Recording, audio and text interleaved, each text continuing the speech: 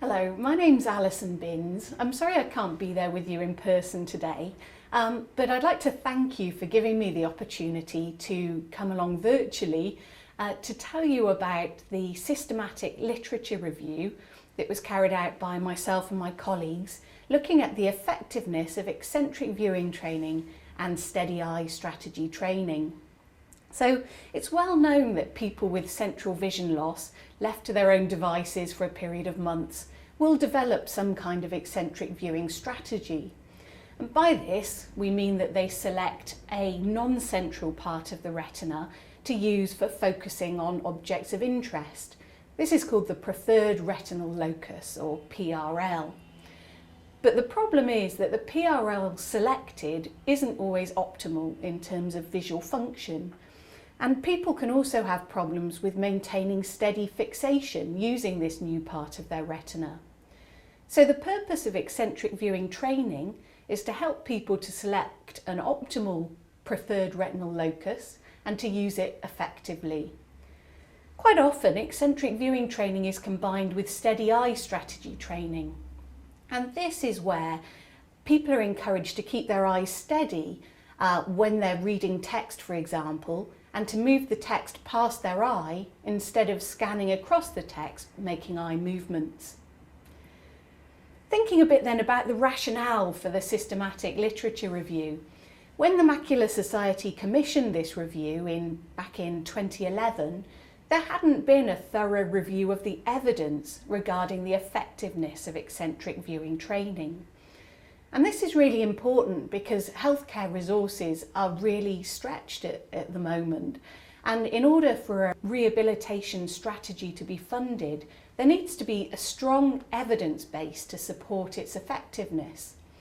So the first aim of this literature review was to look at the evidence that's currently available regarding the effectiveness of eccentric viewing and steady eye strategy training. The second aim was to see whether one model of training was more effective than another, according to the current literature.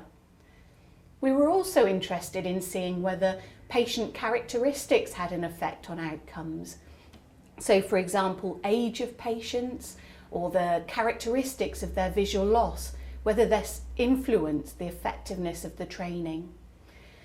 And we were also interested in picking up on any gaps in the current evidence base so that in future we can direct resources to carry out the required research to fill these gaps. This is a systematic literature review, and by this we mean that it's necessary to really specify the methods that you're going to use to conduct the review before you start. And the aim of this is to eliminate any bias from the authors of the review. And we set out our eligibility criteria for the kind of studies we were going to include. And this involved studies that included any kind of eccentric viewing or steady eye strategy training, studies including patients with central visual loss, so we didn't include studies where visual loss had been simulated. The studies also had to include some kind of comparison. So this could be between a group that's being treated and a control group, or a before and after type comparison, where we look at people before the treatment or the training and afterwards to look at the effect of the training.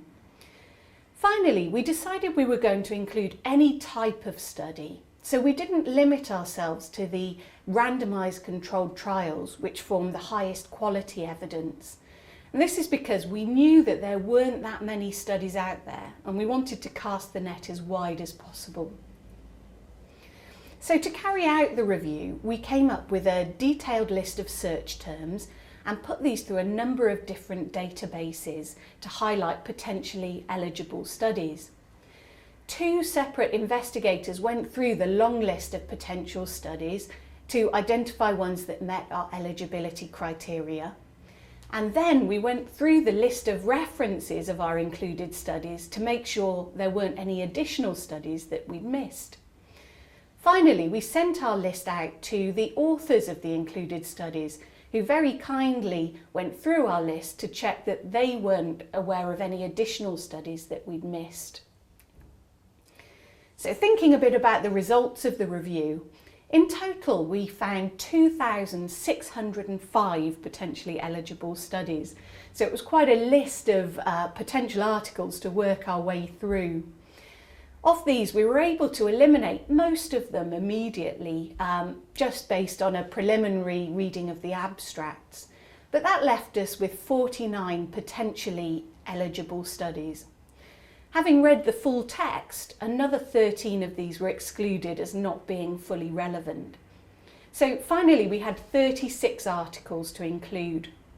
But of these, several of them were actually evaluating the same trials. So there were only 34 individual studies or trials included in the systematic review. And what about the quality of the evidence? Well, of these 34 trials or studies, only 3 of them presented the results from randomised controlled trials. An RCT presents the highest quality evidence, but unfortunately, even the 3 randomised controlled trials that we included weren't of the highest quality. So there was no really good, robust quality evidence included in this systematic review. Most of the studies had a before and after design, and that means there's no control group and you're just looking at one group of people before and after training. The other problem we had was that a lot of the studies didn't give enough information about exactly what they'd done in terms of the study design, the participants, the training programme or the findings. But we were able to draw some conclusions. In terms of clinical outcomes, so the kind of things that we measure in optometric practice, there was moderately good evidence that near visual acuity is improved by eccentric viewing training. For example, a randomised controlled trial in 2005 by Vukicevic and Fitzmaurice compared people who were receiving magnifiers and eccentric viewing training to people just receiving magnifiers. The people receiving the eccentric viewing training showed significantly greater improvements in near visual acuity. We also found that 21 of the included studies evaluated the effect of training on reading speed, and all but one of these showed a positive effect of training. So there was a lot of evidence that reading speed is improved by training. The evidence regarding distance visual acuity was more mixed. Of the 8 studies that looked at this, 4 found that training had a positive effect and 4 found that it had no effect. So more research is definitely needed in that area. We were also interested though in outcomes that related more to the everyday life experience of people with central visual loss. And this reflects really self-reported outcome measures where participants are asked to fill in questionnaires. And we found that there was moderately good evidence that ability to perform activities of daily living is improved by eccentric viewing training. So this reflects the ability to carry out daily tasks like shopping or cooking or cleaning. And 11 studies looked at this and did show a positive effect. When we looked at quality of life outcomes, however, there was much less evidence. There was one study that looked at vision-related quality of life and found a positive outcome, but the methods were very poorly described, and it wasn't possible to evaluate which aspects of vision-related quality of life had improved. There was no article at all regarding the effectiveness of training on quality of life, general health-related quality of life in the peer-reviewed literature. But there was one report produced by the Macular Society in the non-peer-reviewed literature, which looked at the effectiveness of their Train the Trainer programme on improving quality of life. And this programme involved training people with central visual loss to train other people with central visual loss to use eccentric viewing techniques. Interestingly, they found both the trainers and the trainees experienced improvements in quality of life. In terms of looking at the different models of training, the included studies used lots of different approaches. Some used computer-based models of training, some used scanning laser ophthalmoscopes, microperimeters, or more basic non-technological approaches. However, there wasn't sufficient evidence available to draw any conclusions about which type of training is more effective. And again, a lot of the studies failed to give enough detail on what they'd actually done for us to really judge what kind of training they were using. It's of interest though that almost all of the studies that gave that level of information included a combination of eccentric viewing and steady eye strategy training, so they tended to be used in parallel. We were also interested in participant characteristics, but again the studies failed to report sufficient information about the type of patients they were including in terms of duration of visual loss, characteristics of visual loss, so the size of the central scotoma or the depth of the central scotoma. The only parameter that was widely reported was the age of the participants, and we were able to determine that there seemed to be a small relationship between the age of the participants and near visual acuity outcomes. So older patients seemed to experience slightly better outcomes in terms of near visual acuity. But because there weren't really any younger patients in any of the studies, it was very hard to draw any systematic conclusions about the effect of age on near acuity. What all of the studies did tend to report though was that some participants experienced greater benefits than others. So there's definitely a need there for more research about the factors that are influencing people's response to the training.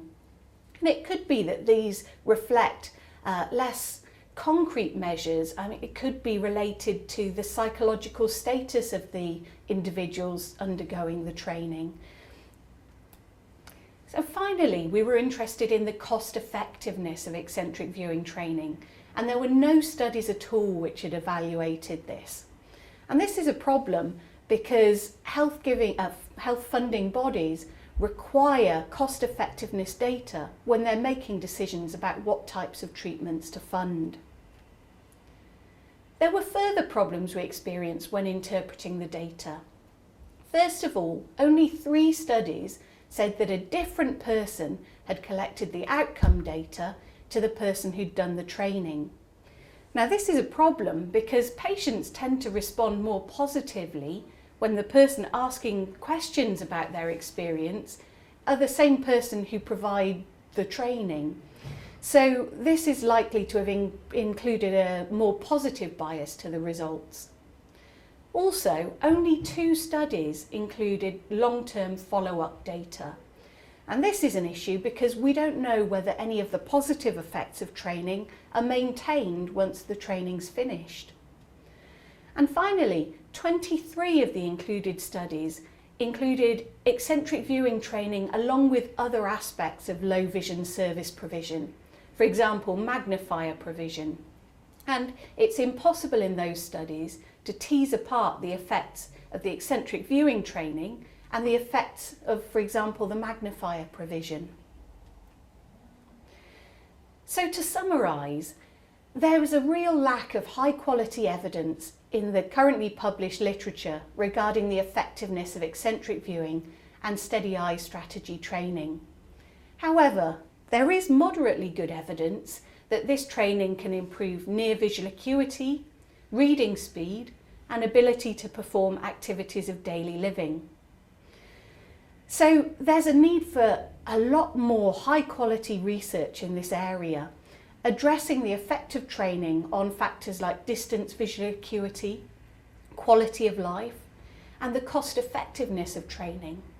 And there's also a need for evidence regarding which type of training is more effective and which type of people will benefit most from the training. So I'd like to thank you very much for listening to my overview of our systematic review, and I'd like to thank the Macular Society for supporting this research.